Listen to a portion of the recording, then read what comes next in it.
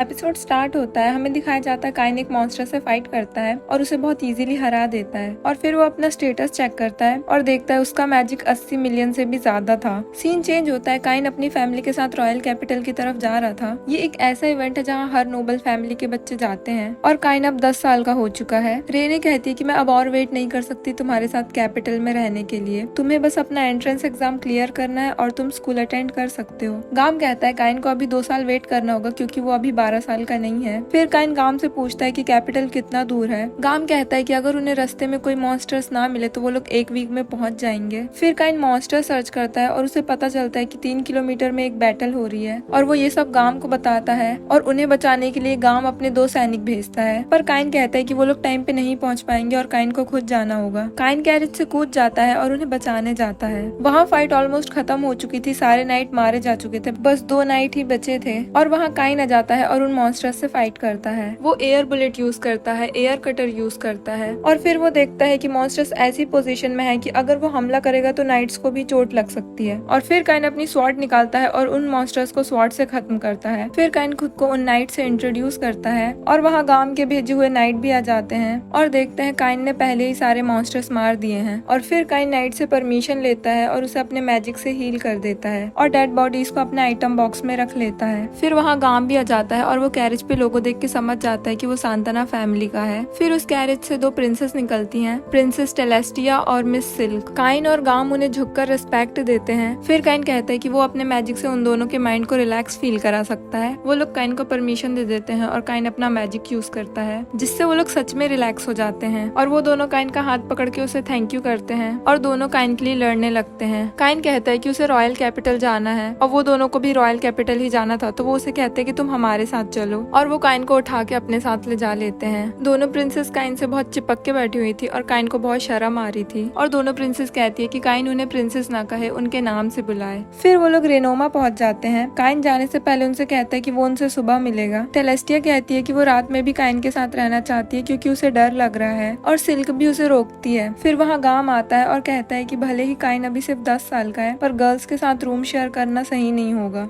Silk कहती है अगर रात में ड्रैगन अटैक हो गया तो उन्हें कौन प्रोटेक्ट करेगा। गाम कहता है वो उनकी सेफ्टी का ध्यान रखेगा, पर वो दोनों कहते हैं कि काइन सबसे स्ट्रॉन्ग है और वही उन दोनों को प्रोटेक्ट कर सकता है। और फिर काइन भी रूम शेयर करने के लिए मान जाता है और कहता है कि उनका रूम बहुत बड़ा होना चाहिए और बेड दूर दूर होने चाहिए, पर असल में ऐसा कुछ भी नहीं होता है। फिर वो लोग डिसाइड करते हैं कि काइन बीच वाले बेड पे सोएगा और वो दोनों उसके आइट साइड। और फिर दोनों प्रिंसेस अपना बेड काइन के बेड से अटैच कर लेते हैं और काइन बहुत परेशान हो जाता है। और फिर सुबह होती है, काइन की आंखों में डार्क सर्कल्स आ जाते हैं क्योंकि वो सही से सो नहीं पाया था और चलते चलते कुछ दिनों बाद वो लोग रॉयल कैपिटल भी पहुंच जाते हैं। फिर उनकी तरफ एक लड़का आता है जिसका नाम डाइम है और वो प्रिंसेस से पूछता है कि उन्होंने काइन का हाथ क्यों पकड़ा हुआ है। काइन शर्माते हुए उनसे हाथ छुड़ाता है और कहता है जैसा आप समझ रहे हैं ऐसा कुछ भी नहीं है। फिर डाइम खुद को इंट्रोड्यूस करता है और बताता है वो वाइस कैप्टन है रॉयल शिवरलिक ऑर्डर में और वो काइन को थैंक यू करता है प्रिंसेस को प्रोटेक्ट करने के लिए और नाइट्स की डेड बॉडी लाने के लिए। वो इन डेड बॉडीज को उनकी फैमिली को रिटर्न कर देंगे। काइन कहता है इन नाइट्स ने बहुत ब्रेवली फाइट किया था प्रिंसेस को प्रोटेक्ट करने के लिए। डाइम कहता है कि वो उनकी फैमिलीज को बता देगा कि वो नाइट प्रिंसेस को प्रोटेक्ट करते हुए मारे गए। काइन जाने लगता है पर डाइम उसे रोक लेता है और कहता है कि उसे अभी किंग के सामने पेश होना है। फिर काइन किंग के पास जाता है और मंत्री जो भी हुआ वो सबको बताता है और काइन की बहादुरी के लिए हम उसे रिवार्ड देंगे। किंग काइन से कहता है कि तुमने बहुत अच्छा काम किया और अगर तुम ना होते तो दोनों प्रिंसेस अभी जिंदा ना होती और इसीलिए काइन को बैरन बना देंगे जिसका मतलब होता है a man in high social position और साथ ही उसे 10 प्लेटिनम कॉइन्स भी देंगे और साथ ही खुद का मेंशन भी।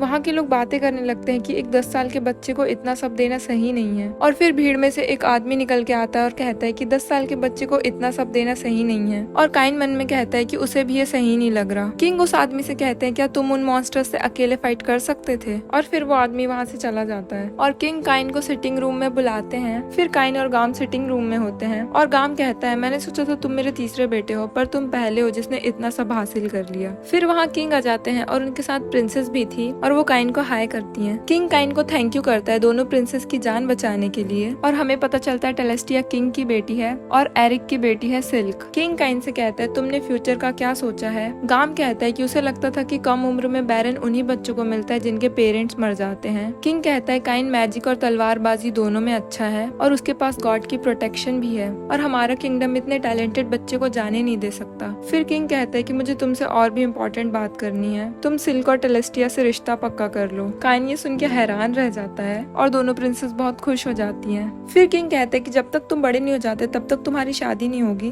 पर अभी तुम एंगेजमेंट कर सकते हो। और काइन दोबारा से हैरान रह जाता है। फिर दोनों के फादर कहते हैं कि हमें सब पता है कि तुमने कैरेज में दोनों प्रिंसेस का हाथ पकड़ा था और तुमने अनमैरिड होकर भी रूम शेयर किया, और इन सब के बाद दोनों प्रिंसेस से कोई शादी नहीं करेगा। फिर हमें थोड़े टाइम पहले का सीन दिखाया जाता है। किंग, मंत्री और एरिक बात करते हैं। किंग कहता है कि हम उस काइन का क्या करें। मंत्री सजेस्ट करता है कि उसे एक बड़ी पोजीशन दे सकते हैं और खुद का मेंशन दे सकते हैं। फिर किंग दोनों प्रिंसेस से पूछते हैं क्या तुम्हें सच में उस लड़के से अचानक से प्यार हो गया। दोनों प्रिंसेस शर्माते हुए हाँ करती हैं और किंग कहते हैं कि तुम दोनों में से कोई एक उसकी फियांसे बन जाओ, पर दोनों ही प्रिंसेस काइन से शादी करना चाहती थी। फिर किंग कहता है कि उसने डिसाइड कर लिया है कि वो काइन को किंगडम में ही रखेगा। फिर स्टोरी वापस प्रेजेंट में आती है और दोनों फादर कहते हैं कि तुम्हें उनसे शादी करनी ही पड़ेगी। काइन मन में कहता है कि उसके पास और कोई रास्ता नहीं है और अब वो ना भी नहीं कर सकता। वो अपने फादर की तरफ देखता है पर उसके फादर भी मुंह मोड़ लेते हैं। फिर काइन कहता है कि उसे ये एंगेजमेंट मंजूर है और एपिसोड यहीं पे एंड हो जाता है।